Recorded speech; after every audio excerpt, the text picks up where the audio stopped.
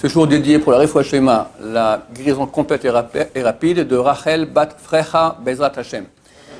Dans le cadre de notre rubrique du commentaire de Hachem Akadosh hebdomadaire, Abraham Benatar Zatzal, un des commentaires du Rav sur Parashat est mort. Je vous fais une petite introduction que le Rav fait, en plus raccourci, qui parle de, on peut dire c'est border Kabbalah, d'accord? C'est déjà un peu kabbalistique. Alors, il dit comme ça, il dit que Dieu a créé 4 mondes. Le monde le plus bas, le nôtre, s'appelle le monde de l'action, Asiya. Au-dessus, Yetzira, on va dire fabrication.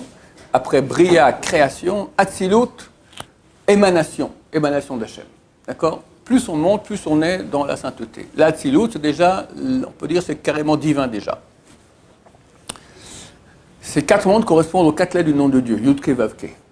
Yud, c'est le plus haut, après Hey, on descend, après Vav, on descend, après Hey, on descend encore plus jusqu'au niveau. Et de même, on a aussi chez nous 4 parties d'âme. La partie la plus basse, c'est le Nefesh, qui est ce qui donne la vie au corps. Après, tu as le Ruach, ça correspond au Vav du nom de Dieu. Après, tu as Neshama, qui correspond au Hey du nom de Dieu. Et le Yud correspond à la Neshama de la Neshama. Il y a aussi une 5e partie, mais on n'en parle même pas tellement, elle est haute, c'est le Kot, c'est la petite épine qui est au-dessus du Yud, qui correspond à la Yechida, la 5e partie. Mais le Rav n'en parle même pas, il parle des 4 parties essentielles qui correspondent aux 4 noms de Dieu. Donc 4 noms de Dieu, 4 mondes, 4 parties d'âme. Et évidemment, il y a un rapport. C'est-à-dire que les parties d'âme sont nourries par les mondes. Le Nefesh, qui est la partie la plus basse, elle est nourrie par le monde de l'Asiya, mais c'est une nutrition minimale, vraiment le SMIC pour survivre, d'accord? Le but à tout être humain et surtout le peuple juif, c'est recevoir du plus haut, du Yud, Kodesh. C'est ce qu'on appelle le Kodesh, la sainteté elle-même. D'accord? C'est la Neshama de la Neshama. Le monde de la Hatzilut, comme je dis, c'est divin, correspond à l'être Yud du nom de Dieu. Comment on arrive à ce niveau-là? Eh bien, par l'étude de Torah principalement, le Rav l'écrit, on peut arriver à accéder à ces niveaux-là, arriver au Yud. Comment on arrive là-bas? Alors, comment ça se passe? Le Nefesh, s'il fait des bonnes actions, l'étude de la Torah, il commence à la Gemara, Sharav Meniger, puis après, etc. Il monte de classe comme ça, il monte aussi de degrés, puis un beau jour, tac, il arrive dans le Ruach. Et le Ruach l'épouse. Ça devient une seule Ruach et Nefesh. C'est marqué, il y a un verset dans le Michelet, In Baal Nefesh. Si tu as un Nefesh, et Baal signifie aussi mari, si tu es le mari du Nefesh, on parle Ruach. Le Ruach s'est marié avec le Nefesh, il a puisé d'en bas comme ça, et le Nefesh, maintenant, il est avec le Ruach. Et tout ce que le Ruach possède, le Ruach il reçoit déjà du 2e monde, beaucoup plus de flux. Le Nefesh aussi il le reçoit. Et après les deux vont bosser, ils vont rentrer dans la Neshama, et là ils reçoivent, tous les 3 niveaux reçoivent niveau Neshama, et après ils rentrent dans le Kodesh, ils reçoivent le but, reçoivent la sainteté elle-même.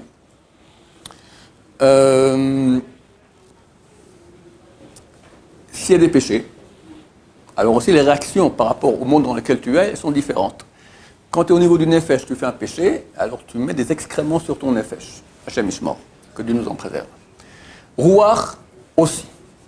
Neshama, c'est déjà de la lumière, c'est très très lumineux, mais quand on fait des péchés, la lumière, elle s'éteint. D'accord? Elle devient beaucoup plus sombre, Dieu nous en préserve. Et la Neshama, elle ne peut pas supporter le péché. Alors qu'est-ce qui se passe? Quand l'homme fait un péché, et il est déjà au niveau Neshama de Neshama, alors la Neshama elle part. Elle peut pas être avec la personne lorsqu'il y a des péchés. Elle fuit. Et il se retrouve sans Neshama, sans Kodesh, sans la première lettre du nom de Dieu. Dieu nous en préserve.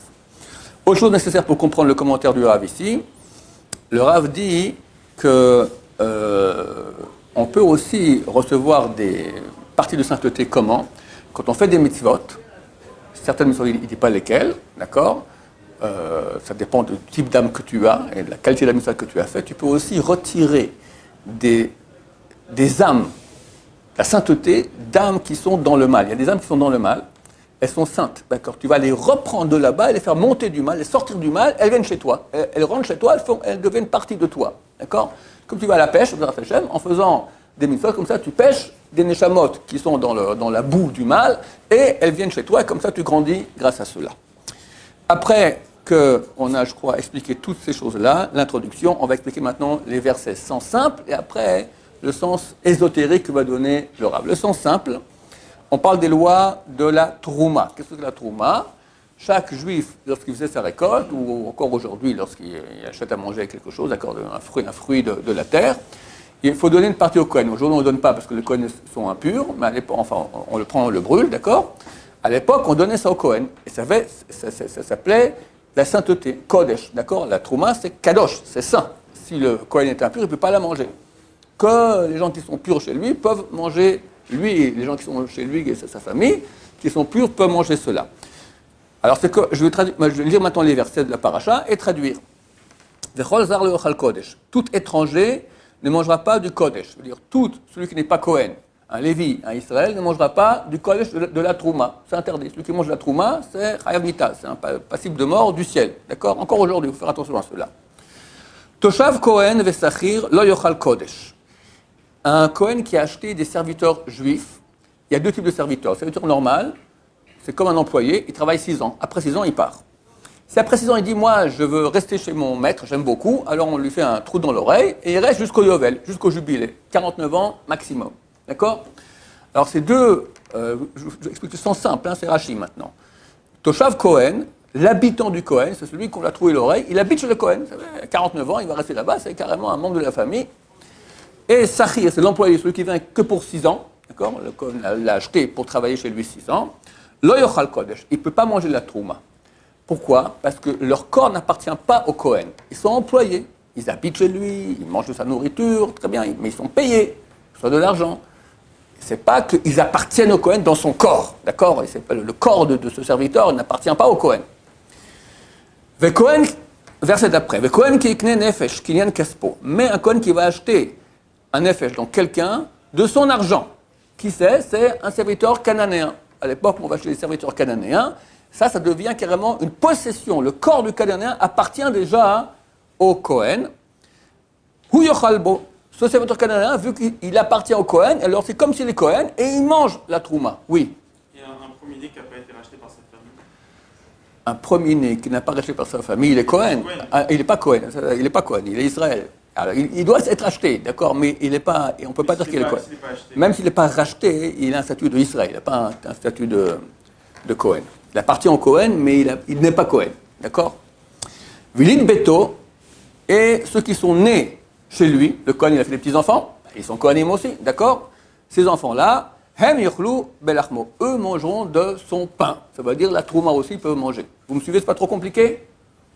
Facile. Le Kohen, il mange la Trouma. Ses enfants, sa femme mange la Trouma, les serviteurs qu'il a achetés, qui sont cananéens, qui lui appartiennent, mangent la Trouma, mais les serviteurs qui sont venus en tant qu'employés, que ce soit le Toshav pour 49 ans ou le Sachir pour 6 ans, eux, ils ne mangent pas la Trouma. Ou Bat Kohen qui tiait les Ishzar, la fille du Kohen qui mangeait la Trouma, elle se marie Mazal Tov, mais pas avec un Kohen, avec un étranger. C'est qui l'étranger? Un Israël ou un Lévi, c'est pas un Kohen. Elle ne mangera plus la Trouma du Kodesh. Elle ne peut plus manger de la Trouma. Fini. Elle n'a plus le statut. Elle perd son statut de Kohen. Elle devient madame, je ne sais pas moi, donne-moi un autre nom qui est pas, voilà, Lévi ou Israël. Et elle ne mange plus quand elle vient manger à la maison avec son papa et sa maman mangent la Trouma. Ses frères et sœurs qui ne sont pas mariés mangent. Elle ne peut pas manger la Trouma. Ou Bat Kohen qui tiait Almana. Et cette même fille de Kohen, tout à coup, la pauvre, elle est Almana. Elle est Almana, veuve. Son mari est mort, le Israël ou le Lévi. Ou Groucha, divorcée. Il a divorcé. Vezera enna, elle n'a pas d'enfant. Le fait qu'elle n'a pas d'enfant fait qu'elle revient à son statut de jeune fille, fille de Kohen. Shava el betavia, elle revient à la maison de son père, qui nourra comme dans sa jeunesse, milechem avia tocha, elle mangera le pain de son papa. Elle peut de nouveau manger de la trouma. Une fille de Kohen, qui était mariée à un Israël ou un Lévi, qui est maintenant seule parce qu'elle est soit divorcée, soit veuve, si elle n'a pas d'enfant, elle peut manger de la trouma. Et de nouveau, le dernier verset finit, et tout étranger ne mangera pas la trouma. Ok? Ça, c'est le sens simple. La dracha du Rav, qui est très très belle. Explication ésotérique. Il dit comme ça. Tout étranger ne mangera pas du Kodesh. C'est qui cet étranger? Il dit, alors le verset va expliquer. Toshav Kohen Vesachir. C'est quoi le Kodesh? On a expliqué le Kodesh, c'est la lettre Yud du nom de Dieu, la première lettre du nom de Dieu, qui correspond au monde de la Tzilut, qui correspond à la Neshama de Neshama. Notre but, c'est arriver à ce niveau-là pour pouvoir recevoir cette lumière divine. Et j'ai oublié de dire aussi auparavant que le Rav dit, que pourquoi est-ce qu'on veut cette lumière divine? Comme ça, quand on remonte dans Olam Haba, alors on a notre propre nourriture. On peut dire, moi j'ai gagné. C'est pas que, avant de venir sur terre, on mange de ce que Dieu nous donne. On n'a rien fait pour. T'es un nul. Quand toi-même sur terre, tu t'es battu, t'es monté Nefesh, Ruach, Neshama, t'es arrivé au niveau de Neshama, tu reçois maintenant la nourriture divine, mais par toi-même. Tu peux repartir au Olam Haba avec ta propre nourriture divine que tu as reçue par toi-même. Alors le Rav explique ici, maintenant, tout étranger ne pourra pas manger du Kodesh. Qui sont ces étrangers-là? Toshav Kohen Vesachir. On avait dit l'habitant chez le Kohen et l'employé. Il dit l'habitant chez le Kohen, c'est l'endroit où le Kohen se pose. Le Kohen, c'est le niveau le plus haut qu'il y a. C'est Neshama la Neshama. Se pose dans les mondes supérieurs, se pose la Neshama se pose sur la Neshama. Qui elle se pose sur le Ruach, qui elle se pose sur le Nefesh. Donc les deux niveaux-là, le Toshav Kohen, Toshav signifie aussi en hébreu le banc, d'accord, la chaise. La chaise du Kohen. La chaise du Kohen, donc, c'est la Neshama, sur laquelle se pose la Neshama de la Neshama. Le Kohen, c'est le Kodesh, s'assied sur la Neshama. Vous me suivez ou c'est trop BRR? C'est pas compliqué. Il y a 4 niveaux. Le plus haut, 4, d'accord, s'assied sur le 3. Maintenant, le 3 et le 2. Le 3, c'est Toshav Kohen. Celui sur lequel le plus haut s'appelle Kohen, il s'assied sur le 3. Vesachir, c'est l'employé, ça c'est le Ruach. Lo yochal Kodesh, ne peuvent pas manger du Kodesh. Le 3 et le 2 ne peuvent pas manger du 4. Pour manger du 4, on va en faire à l'envers. Le plus haut, c'est le 1. 1, 2, 3, 4. Le 4, c'est le plus bas. Pour pouvoir manger du 1, il faut être au niveau 1. Tu es au niveau 2, tu es au niveau 3, tu ne mangeras pas du 1. Mais le Kohen, c'est le 1. Quand il va acheter maintenant le Nefesh, le 4, le niveau le plus bas, Kinyan Kaspo, que ça lui appartient. Comment ça lui appartient? Parce que le 4 est monté au 3, et le 2 sont montés dans les 2, 3 et 4 sont montés dans le 2, et tous sont montés maintenant au niveau 1. Alors on avait dit que c'est comme s'il se mariait avec eux. D'accord? Ils ont acheté. Sa propre femme peut manger la trouma. Eux maintenant aussi, le 1 s'est marié avec 2, 3, 4. Il les a achetés quelque part en tant que possession de leur corps. Eux mangeront. Et aussi les gens qui sont nés dans sa famille mangeront de son pain. Ça leur a dit, c'est quoi ce que j'expliquais auparavant, que quand tu fais des mitzvot, c'est comme tu vas à la pêche, tu peux repêcher des neshamot, des âmes qui sont dans la boue, dans le mal, des âmes de tzadikim qui sont dans le mal, tu peux les repêcher, venir chez toi. Ça, c'est ce que tu as fait naître par tes actions. En faisant des mitzvot, tu as fait naître des personnes, ça veut dire que tu les as pris du mal et fait rentrer chez toi. C'est comme c'est une naissance, des nouveaux enfants qui sont venus grâce aux mitzvot que tu as fait. Ou Bat Kohen Ketiel Ishdar, et une fille de Kohen qui va être avec un homme étranger. C'est qui la fille du Kohen? Le Kohen, c'est le 1. Les 2, 3, 4, c'est les enfants. La fille du Kohen, que ce soit 2, 3 ou 4, elle est avec un étranger. Elle fait des péchés. Elle est avec le Yetzer Hara. Elle fait le mal. Elle quitte la Kedusha.